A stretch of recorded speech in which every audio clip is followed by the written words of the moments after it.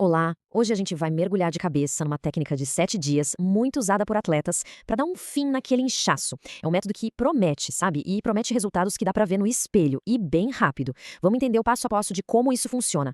E é aqui que o jogo vira para muita gente. Aquela frustração de se olhar no espelho, de sentir a roupa apertada, às vezes a gente acha que é gordura, mas na verdade pode ser só retenção de líquido. E a boa notícia é que resolver isso pode ser bem mais rápido do que se imagina. Olha só o nosso mapa para hoje, bem direto ao ponto. Primeiro a gente entende o problema do inchaço, depois a ciência por trás de tudo. Aí vem o plano de 7 dias, umas dicas que são cruciais e, claro, como fazer para manter os resultados depois. Então, para a gente conseguir lutar contra o inchaço de verdade, o primeiro passo é saber o que ele é e principalmente onde essa água toda fica guardada no nosso corpo. A ciência tem um nome para esse lugar, é o interstício. Pensa nele como uma camada que fica ali, entre a pele e os músculos. É nesse espaço que o corpo acumula tanto água quanto gordura. A grande sacada é que eliminar a gordura leva tempo, mas tirar o excesso de água dali, isso pode mudar a aparência bem rápido. Agora, a parte que eu acho mais fascinante é a ciência por trás disso tudo. Porque veja bem, o controle de líquidos no corpo não é por acaso, não. Ele é todo regulado por dois hormônios que são os chefes da operação. De um lado, a gente tem o ADH, o famoso hormônio antidiurético. Quando se bebe pouca água, ele é acionado para, basicamente, reciclar a água que iria embora na urina. Do outro lado, tem a aldosterona, que cuida do balanço de sódio e potássio. Os dois são vitais, mas a gente consegue, digamos, manipular o comportamento deles. Então, a fórmula do desastre é bem simples. Beber pouca água e consumir muito sal. É o cenário perfeito para o inchaço. O ADH segura a água porque está faltando e a aldosterona segura mais água ainda para tentar diluir o excesso de sal.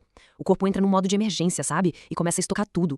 E é sabendo disso que a gente chega na parte prática. Vamos ver agora como essa técnica, que é segredo de atleta para ficar com um físico super definido, pode ser usada numa rotina de 7 dias para acabar com a retenção. Mas antes de começar, atenção, são 4 regras de ouro que não dá para quebrar. Durante 7 dias, nada de comer fora. Tudo tem que ser preparado em casa.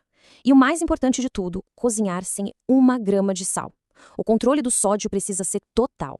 A gente só vai adicionar o sal no prato pronto usando aqueles sachês de 1 grama para saber a quantidade exata. Ok, vamos ao cronograma. Nos 3 primeiros dias, o sal fica travado em 5 gramas por dia. Enquanto isso, a água só aumenta. 5 litros no primeiro dia, 6 no segundo e 7 no terceiro.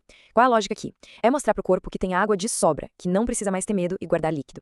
Aí a gente chega no dia 4, o auge do desafio. São 8 litros de água. A fonte original até brinca, dizendo que nesse dia você monta teu escritório no banheiro. É muita água. E a ideia é exatamente essa: forçar o corpo a eliminar o máximo de líquido possível, já que o hormônio ODH vai estar lá no chão, totalmente desativado. A partir do 5º dia, o jogo vira completamente. A estratégia é cortar o sal e a água de forma drástica. No dia 5, a gente baixa para 4 gramas de sal e 4 litros de água. No 6º e 7º dias, o corte é ainda maior, só 3 gramas de sal e 2 litros de água. Como os hormônios foram enganados, o corpo continua eliminando muita água, mesmo entrando pouca. É aí que acontece o efeito de secar. Para que o plano funcione direitinho e com segurança, tem mais alguns cuidados que são fundamentais. A história não é só sobre água e sal, não. Então, vamos aos pontos de atenção. A alimentação tem que ser limpa, com comida de verdade, longe de industrializados cheios de sódio escondido. Fazer um cardio, um exercício aeróbico, ajuda a eliminar líquido pelo suor.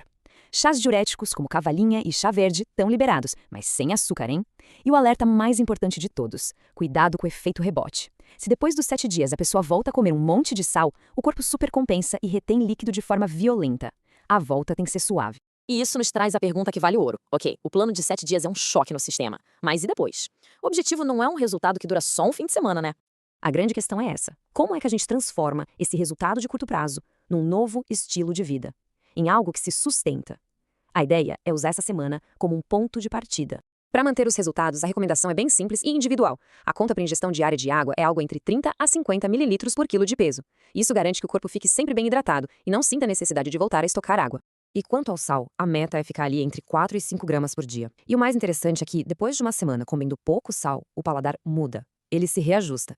Comidas que antes pareciam normais, agora vão parecer salgadas demais, o que torna muito mais fácil manter esse novo hábito. No fim das contas, esse plano é apresentado não como uma solução mágica, mas como um catalisador, um empurrão. Ver uma mudança tão visível no espelho, nas roupas, em apenas 7 dias, isso pode ser uma motivação gigantesca para começar uma jornada de bem-estar muito maior e mais duradoura. E isso nos leva à reflexão final. Uma vez que o inchaço foi embora e um resultado concreto apareceu, a pergunta que fica no ar é: qual o próximo passo nessa jornada de transformação? A mudança, na verdade, só começou.